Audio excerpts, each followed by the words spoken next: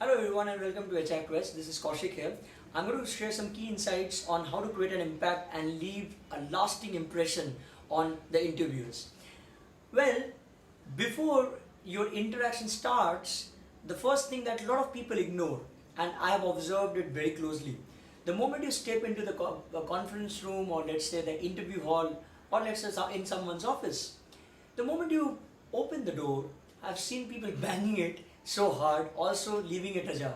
I think that is the first impression where you can actually score over others by properly closing it, by not creating much of noise. So that you should always remember how to open the door in a very delicate manner and at the same time closing it the way you opened it. So then the moment you are approaching towards your chair, please don't just pull the chair and sit unless you have been asked. So these are known as interview courtesy that everyone needs to understand. So even if there's a panel, the moment you enter, you just show a good smile. You actually try to be very comfortable and greet each one of them by saying good morning sir, good morning ma'am, good morning everyone. In this manner you should become very comfortable with them.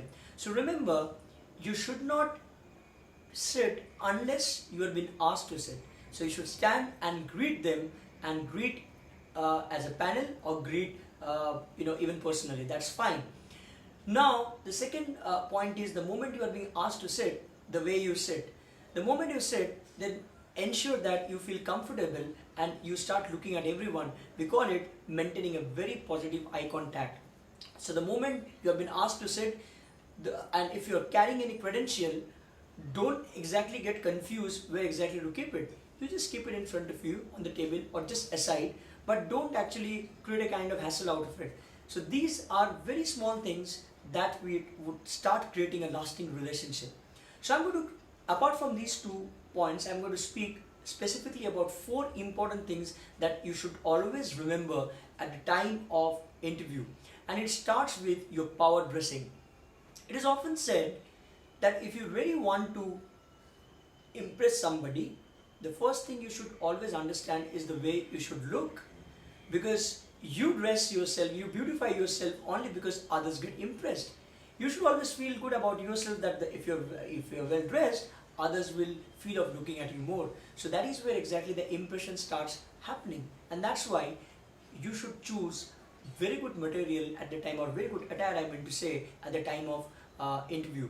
I have actually shared on hrquest.com what all things you should wear being a guy or a girl, so you can always refer to it and we get an idea that what kind of suit, what kind of shirt, tie or shoe you should wear at the time of interview. So remember, I call it power dressing, because if you carry yourself well on that day, it will create a kind of huge power for you, and that will also reflect your persona well to the interviewers. So remember, you dress well, so to look well, and at the same time, if you look well, you start building the process of creating an indelible impression on your interviewers. The second point that I have, that probably a lot of books have never spoken about, is to build a chemistry between you and the interviewers. I think that's very imperative. A lot of people feel that it is a kind of a huge test. It remains a kind of litmus test whether I would be able to succeed at a time of interview or not. But that is something should not bother you much. Rather, whenever you actually go inside the room of an interview, or else you are getting an opportunity to meet somebody who is very experienced or even industry stalwart, you should take it very positively and feel that it is a privilege for you. So the moment you are in, always try to exchange some kind of gestures. One example could be asking for a card. Second could be going for a firm handshake. But it depends obviously on the culture. If you're in India the culture is not about a kind of firm handshake the moment you go inside, or else you cannot also ask for a card, unlike the West. So when you're talking about building a chemistry, that is what also you need to find out ways, how can you start building that chemistry. I believe the best is you can just simply go, give a good smile, and also ask them, hello sir, it feels great to be here. So how are you all doing? If there's a panel, they would feel delighted that you are, even if you're nervous, you're looking nervous, but at least you are trying to speak and try to connect with them by asking some questions, and it is a very formal note of greeting. So if you greet them properly, you just simply try to soothe their nerve, at the same time the pressure in the air, which is there obviously the moment you are in, if you ask some questions which are very general, nothing to do with your interview, that is where exactly your chemistry starts building. So always remember, you should try to find some way out depending on the culture and also which organization you're going for. That's why you need to do a lot of research, that whether you're going to an MNC or a company which is from the same origin, or a company which is there in some foreign country. Depending on the culture, you should try to start forming the chemistry. Third point is what I would call is the art of asking questions. A lot of people always go only to answer questions, but nobody ever bothers of asking questions. And it goes like this. Let's say if I've been asked any question and you don't know the answer.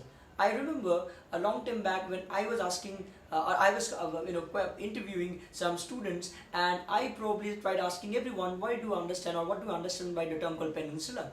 So a lot of students said at that point in time, sir, we don't have any idea, I'm very sorry. And they were feeling so guilty about it. I think no, it's not a guilt that you don't know an answer. That's fine completely. It is not mandatory that you need to answer all the questions, and this is what also the interviewers don't intend all the time.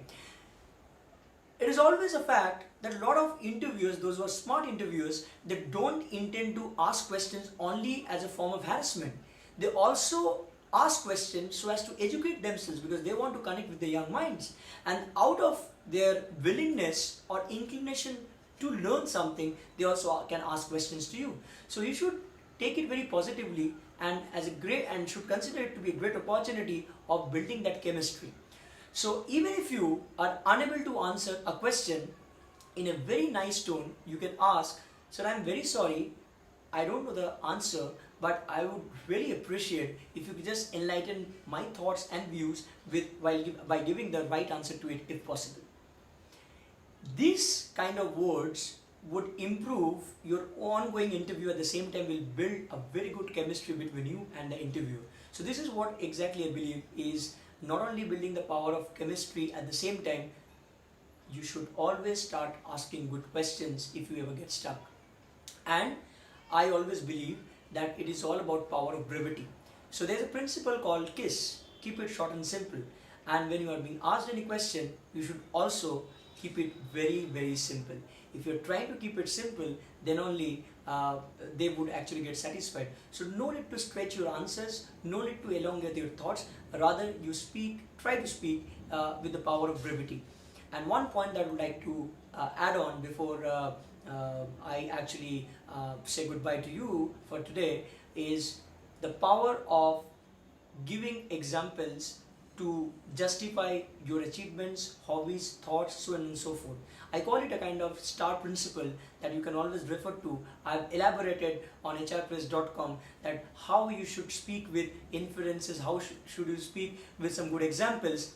And there's a principle called situation, task, action, and the result. So to know more about how to speak with good examples and how to follow the STAR principle to leave a lasting impression on the interviewers, do visit www.hrpress.com. Thank you so much for watching. Thank you.